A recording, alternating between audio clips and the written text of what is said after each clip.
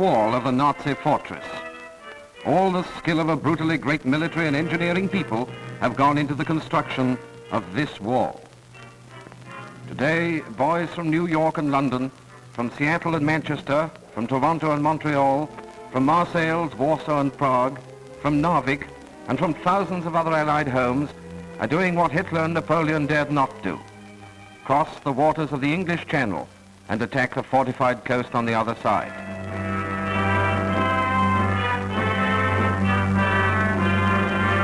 The target is the German army and its leaders, who are probably not smiling today.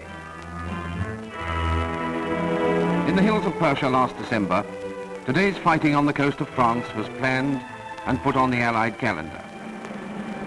In Britain, the dispossessed soldiery of Europe prepared for the voyage home. The Dutch, the Poles, the Czechs, the Norwegians remembering the bitter spring of 1940. From the New World came the Americans, and on their own soil, the British, who prepared for a different invasion 4 years ago. All waiting for the signal from the men who had beaten the German in Africa, Sicily and Italy, and were now turning their attentions to the Germans in the West. Invasion was every freighter, luxury liner, transport we could lay our hands on.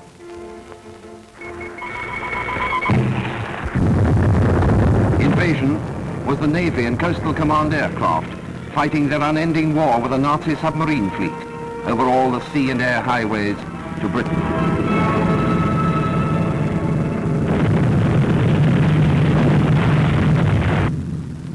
Invasion was the Navy winning that war and making safe landfall with iron treasure from America and the British Commonwealth. The smoky docks against which the Nazis had vainly sacrificed the cream of the Luftwaffe rumbled with the weight of British and American arms and equipment. GIs and lance corporals and grizzled civilian longshoremen worked the cranes and hooks that swung the martial wealth of the free world onto the soil of Britain. Here was Montana's copper, Australia's wheat, Pennsylvania's steel, Texas cattle, the nimble fingers of the women in the aircraft factories of California, the sweat and muscle of the Canadian mines.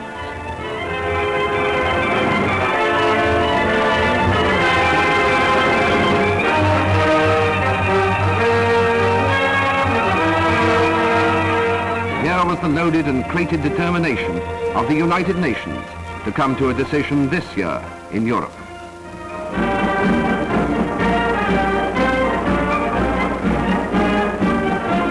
Here were the men who had come to stand side by side with their allies, facing the European coast from the Arctic tip of Norway to the Bay of Biscay.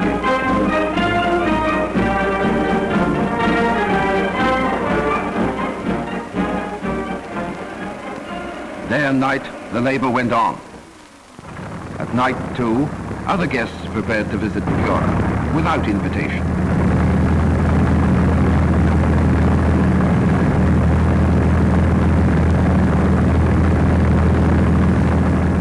With Britain's young heroes flew the men of the Royal Canadian Air Force and the Royal Australian Air Force, and backing the enormous flow of highly trained flying men into the operational squadrons was the great British Commonwealth Air Training Plan, its training fields stretching across Canada from coast to coast.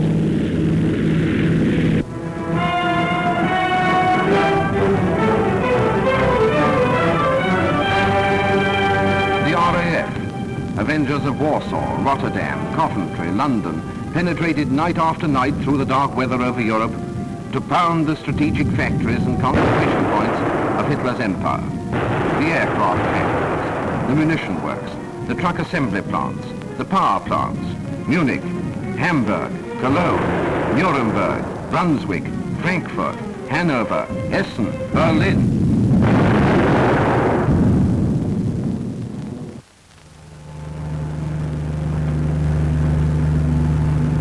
Along the bombed roads of Britain, the star, now worn not only by American but by all Allied vehicles, became as familiar as the advertisement for Bass's ale.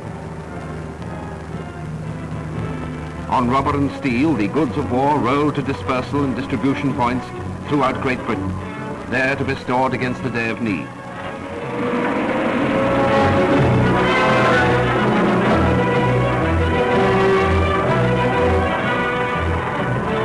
Countless man-hours, tremendous feats of energy and organization went into the job of supplying the greatest invasion force in history. From Allied factories flowed the weapons of freedom. The vast potential of the American industry was being realized and added to the output of Great Britain. Night and day, the vast business of assembly went on in preparation for the coming attack. And to carry all this, locomotives, freight cars for the railway lines of the continent.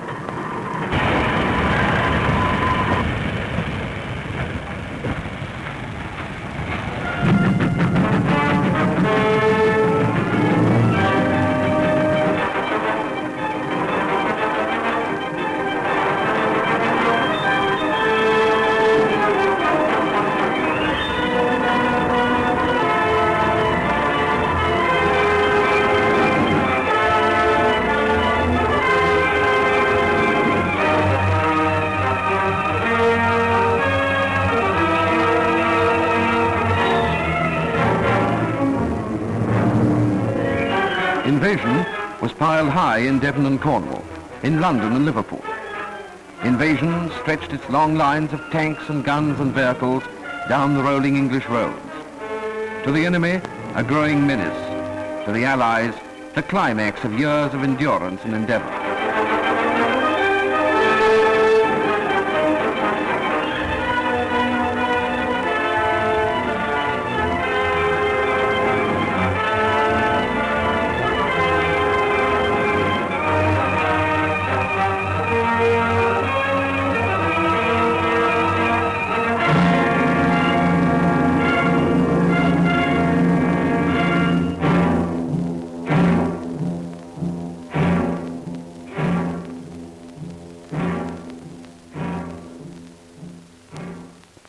These great stores had to be protected from German air attack.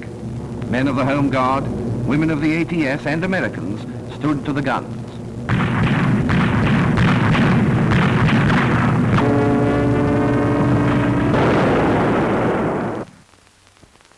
In the waters round Europe, a naval wall was built and maintained.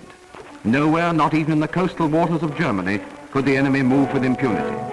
Mines from aircraft and patrol vessels. Warships of all the Allies relentlessly met each challenge on the sea. Minesweepers cleared the lanes for our own shipping, our own landing craft, whilst motor torpedo boats, destroyers, cruisers, battleships, and aircraft slammed the waning and bedeviled sea strength of the German power. Crippled and bleeding, the German Navy clung to its harbors. Every day was D-Day for the Air Force. From dawn to dawn, the sound of aeroplane engines filled the air.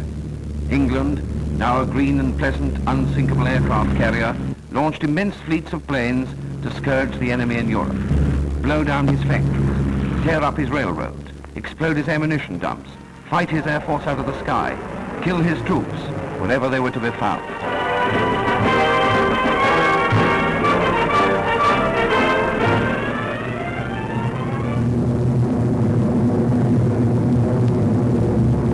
In German Europe was safe against the onslaughts of the Dominion and American Air Force and the RAF. Long-range fighters swept the skies all the way to Berlin for the daylight raiders and the forts and liberators.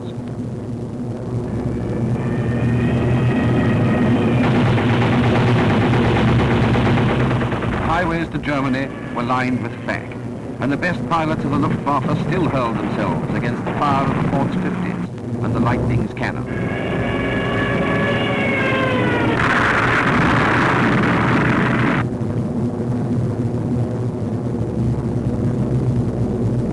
But the bombs were dropped. On the oil refineries, the aircraft factories, the ball bearing plants, on Schweinfurt, Bremen, Kiel, Wilhelmshaven, on the German production centers in France, beating Nazi war industry to its knees with a merciless arithmetic of bomb tonnage.